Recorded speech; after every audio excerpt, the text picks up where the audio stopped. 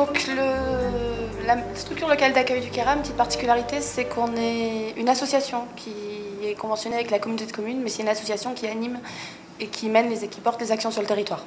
Donc la première action, ça a été un groupe de prospective socio-économique. Ensuite, on a mené une action autour de l'accompagnement du logement saisonnier.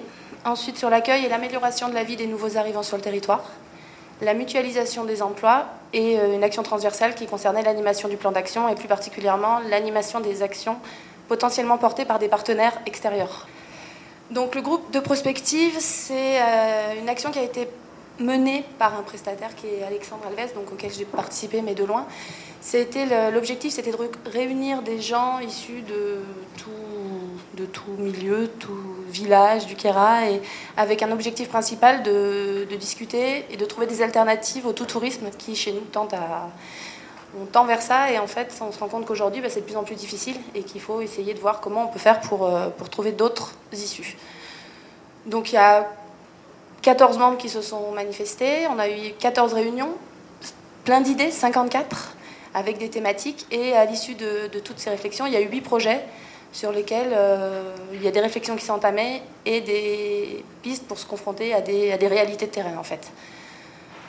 Donc la première restitution de ce groupe, ça a été lors de l'inauguration de nos nouveaux locaux de la maison de service au public qui a eu lieu au mois de novembre.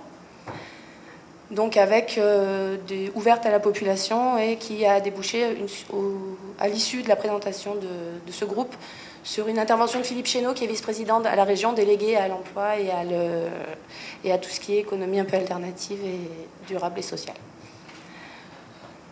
Donc voilà, il y a eu des rencontres, des démarches, un bilan début janvier et une remobilisation aussi mi-janvier pour une action 2010 qui était de faire intervenir aussi l'ADRE pour essayer d'améliorer l'efficacité et la perspicacité des réflexions.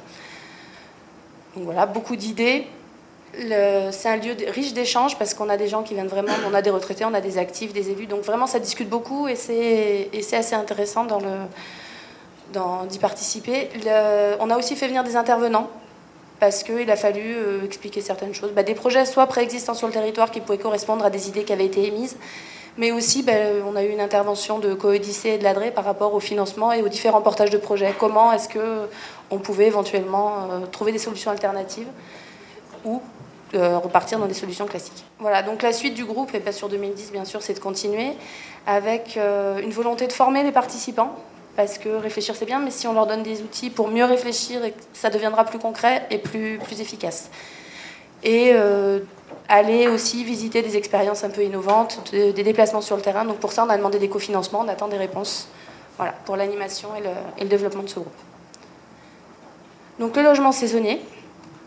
Donc notre objectif sur cette année, c'était de réellement mettre en réseau les offices de tourisme et les mairies. Donc l'idée, c'était de faire se rencontrer tout le monde, ou au moins se connaître, et faire que la maison de service au public devienne un point central d'information. Donc amélioration de la vie des nouveaux arrivants, j'en ai entendu pas mal parler depuis le début. Nous, on a réalisé une petite pochette d'accueil. Donc j'ai amené, si ça vous intéresse, sachant que c'est en évolution permanente. Ça a été fait toujours en partenariat avec les mairies et les offices, avec un partenariat de tout le monde qui nous a donné des documents, qui a dit ça serait bien qu'il y ait ça dedans. Il y a des horaires de navette, il y a des petits guides pratiques, il y a les journaux, le journal de la communauté de communes, enfin plein d'informations qui sont essentielles quand on arrive sur un territoire comme le Queyras. Donc la mutualisation des emplois, c'est issu d'un constat, c'est qu'on a de plus en plus d'emplois à temps partiel ou d'emplois, par exemple en saison, certaines collectivités ne vont pas embaucher pendant les vacances scolaires, mais d'autres collectivités vont embaucher que pendant les vacances scolaires. Donc l'idée, c'était d'arriver à mettre en relation ces employeurs-là pour qu'ils puissent offrir un contrat de travail à une personne à temps plein. Donc ça, c'est des choses qu'on continue et qu'on accentue notamment lors de l'organisation des forums de l'emploi saisonnier et des jobs d'été qu'on organise tous les ans. Et donc l'animation transversale du plan d'action, on avait une particularité a priori chez nous, c'est qu'on avait une dizaine d'actions qui avaient souhaité être portées par des partenaires qui avaient participé au diagnostic sans forcément demander de financement, mais qui avaient envie de mener des actions pour le territoire et en parallèle de leurs activités. Et on a aussi en projet une journée de l'entreprise qui serait issue du groupe de prospective économique sur 2011. En fait, de faire intervenir, issue des réflexions qui ont été faites sur 2010, de solliciter les entreprises ou de faire intervenir des entreprises extérieures qui ont eu des actions innovantes et de faire un petit peu une vitrine sur le Kera le temps d'une journée de tout ce qui peut se faire sur des territoires comme les nôtres de montagne.